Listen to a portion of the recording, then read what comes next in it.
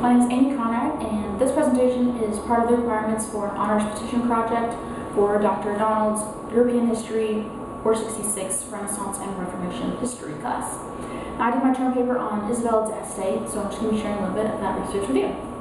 Isabella was born in 1474 in Ferrara, a province of northern Italy, and her parents were the Duke and Duchess of Ferrara, Ercole d'Este, and Eleonora of Aragon.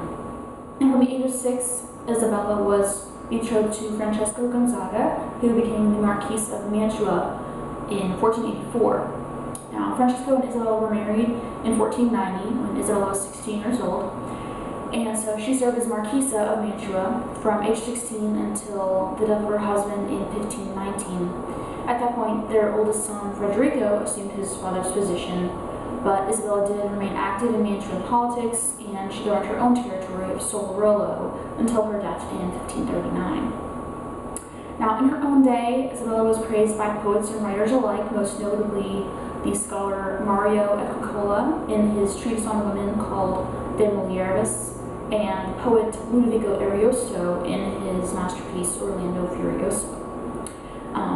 Now, from the 16th century until the late 19th century, there's very little written on Isabella. There's a few comments in Italian studies, but nothing of note. But in the late 19th century, Alessandro Luzio, the keeper of the state archives of Mantua, brought to light the extensive correspondence of Isabella that we have preserved. We have over 12,000 letters that she wrote herself and over 28,000 letters that she received. So those documents form the basis for basically all of the scholarship that would follow. In 1903, Julia Cartwright published a biography of Isabella in English, and that was the first full-length work devoted solely to Isabella's life, and the first work of any type written in English. Luzio wrote only in Italian, and very little of what he wrote has been translated, so it's not really accessible for English students. But Cartwright's biography was really the authoritative source from that time until the mid-20th century, when a few more scholars began to give attention to Isabella. But even then, we don't have a whole lot of writings on Isabella. There's numerous articles really, but only a handful of books of real good scholarly quality. The foremost authority on Isabella right now is Sarah Cochran. She published a very good article in 2009 and then a book in 2013, and both of those are extremely authoritative now and really the best sources that I've found. Now, all of the scholars that have written on Isabella have chosen to present either her artistic interests or her political interests, but I believe it is really the combination of those two things that made her unique. Among Renaissance women, there's very few still being discussed by modern historians at all. Isabella is one of those, and I believe it is that dual influence that is the reason for that. The fact that she was an art patron is not necessarily unique. There were other female art patrons at the time, but the fact that she broke into the political realm as well really set her apart, because the political realm of Renaissance Italy was very much male-dominated, almost without exception. So that dual influence is really what made her unique. Now, as a woman, Isabella knew that she was going to have to work extra hard if she wanted to be seen as an equal of her male contemporaries. And so she was very purposeful and very competitive, very ambitious in getting her name out, basically making herself famous. Now, the most obvious way that she knew to do this was through art collection. Art collecting was very much a fashionable mania in Italy at this time. So Isabella followed the trends that she saw in her peers and really determined to outdo them as much as she could. She had special rooms constructed in the Gonzaga Palace to house her art collections. These were, she called the studiolo and her grotta, were the names of those rooms. Now, the studiolo was the first room that she had constructed, and she began filling that in 1491. She was just 17 years old. So she began very young getting her name out there. But she filled the studiolo with paintings, books, trinkets, artifacts, anything that she saw as valuable, as expressive of humanist interests. But the studiolos in Italy were a pretty interesting phenomenon. They started out as what they would seem, just a study room for scholarship, reading, solitude. But during the Renaissance, they really kind of morphed into these public demonstration rooms. People would invite their friends and peers in and display their collections, and it really just became kind of an expression of self in a very humanist way. Let's see. Now these art collections were obviously only put together by the wealthy, the people who had extensive leisure time. So the fact that Isabella participated in an art collection, she knew would mark her as one of the elite, one of the privileged, who, because she could display her collections in this way. And really, her collections became essentially a personal museum, a personal library. She filled them with books, paintings, artifacts. She was very interested in literature, even from a young age. She was taught the classical languages, and she would send out agents to find books of classical variety as well as modern writings. She was interested in poetry, romance, history, fables, pretty much every area of literature. And as I said, she'd send out agents to find books that she would be interested in. She would have them purchase them for her, and then she would fill her library with them. Excuse me. Now, her studiolo became too full of books and paintings and such. She had another room built. She called her grotta. Now that became the display room for her collection of smaller objects. She was very interested in painting, but even more so in artifacts, small antiquities, such as sculptures, bronzes, medals, vases, anything like that, just smaller works of art, antiques. And she also had agents for these. She would send out agents to sales of art sales.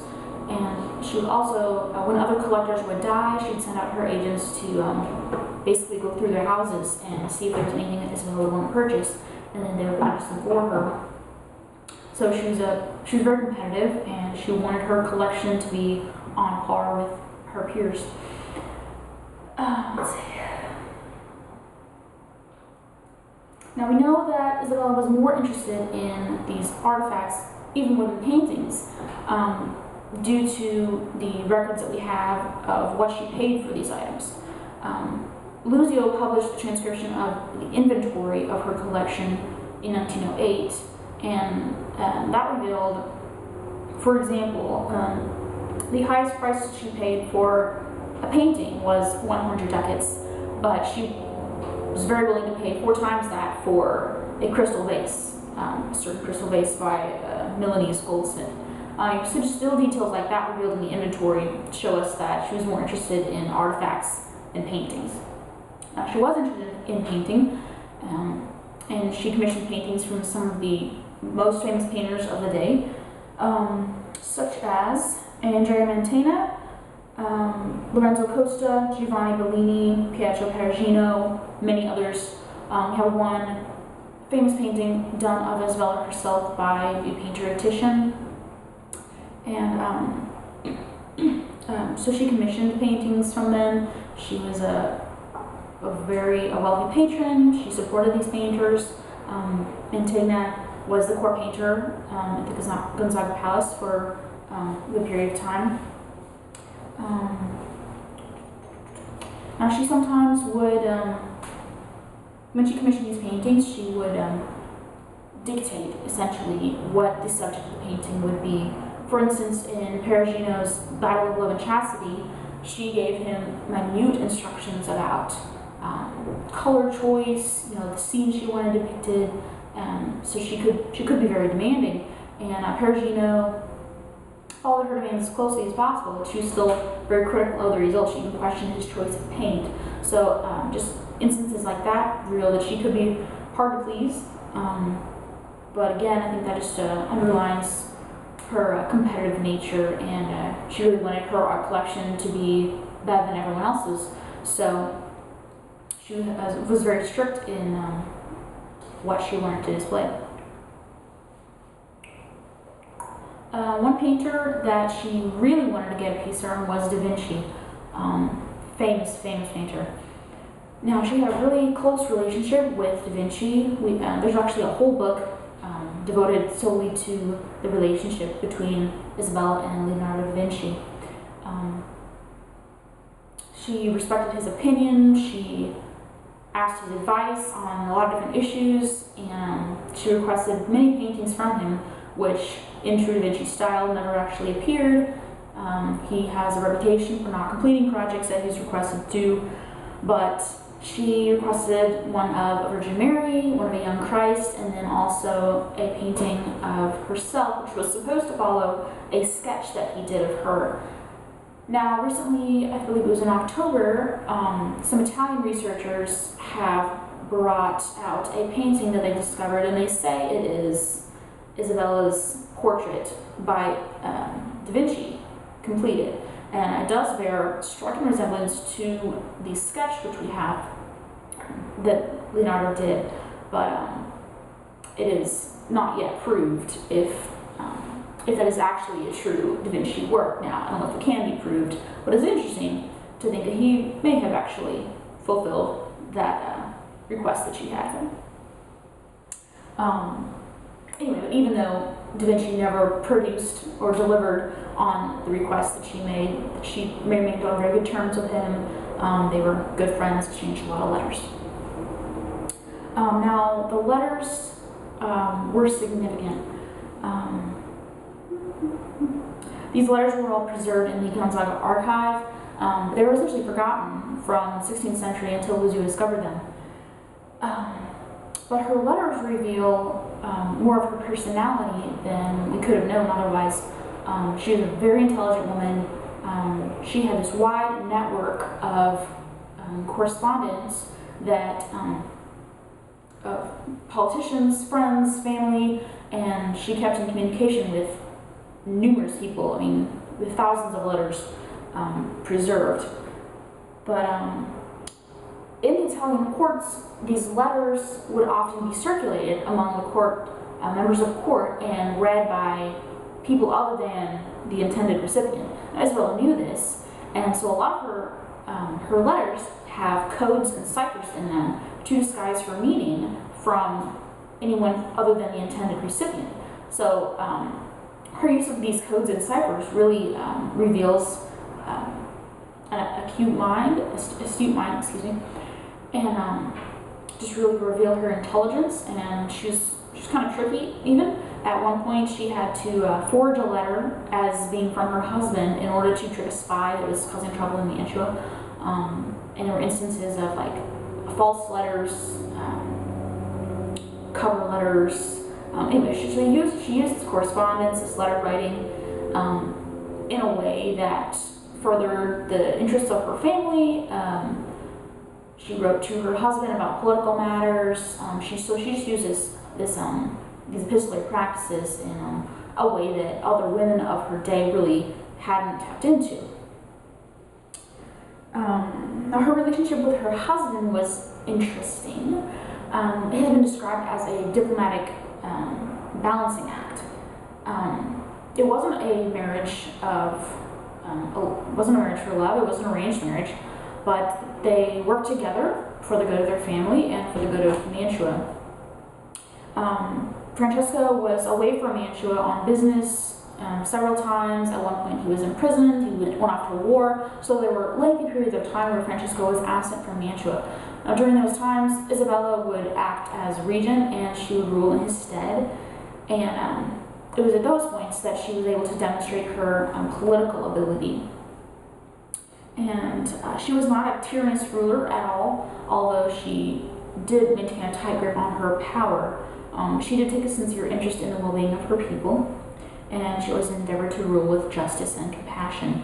But even during these times when Francesco was absent, she demonstrated a respect for his precedents. She wasn't trying to subvert the patriarchal system in any way. She was working along with the established hierarchy in order to exercise her own power.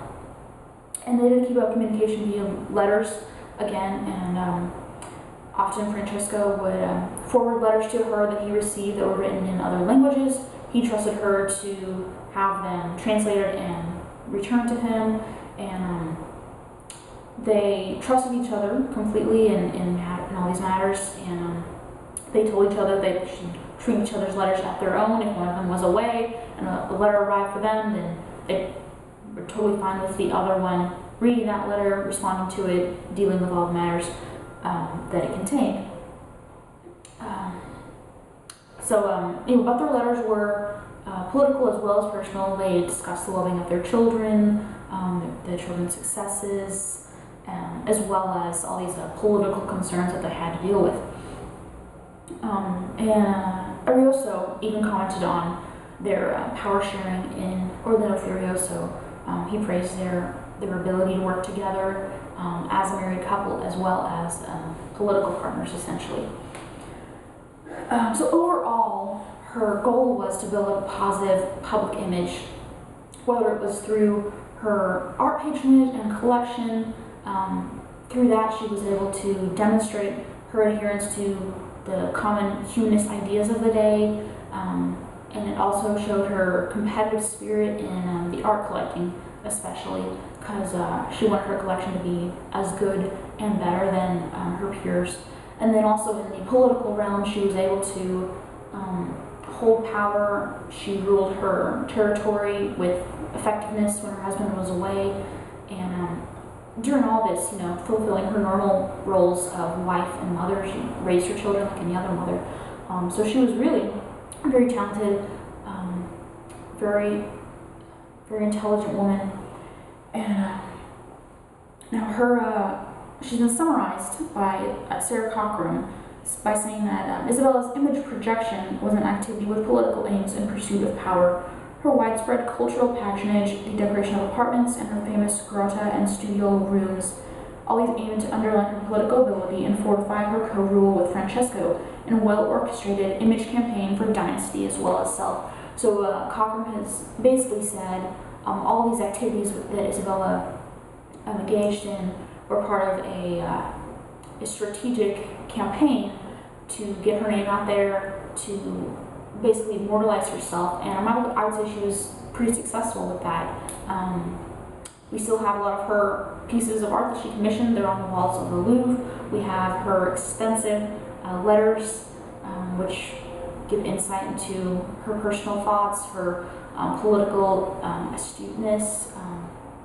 Anyways, we do have this concrete legacy of this Renaissance woman who really followed the trends of her day, as well as kind of branching out by expanding the epistolary form and also tapping into the political realm in a way that very few women in her day were able to do. So her reputation remains to this day as one of a true humanist and woman of ambition and intelligence. And she was a fascinating study for me, and that is basically the highlights of my research. So yeah, hope you enjoyed that. Thank you.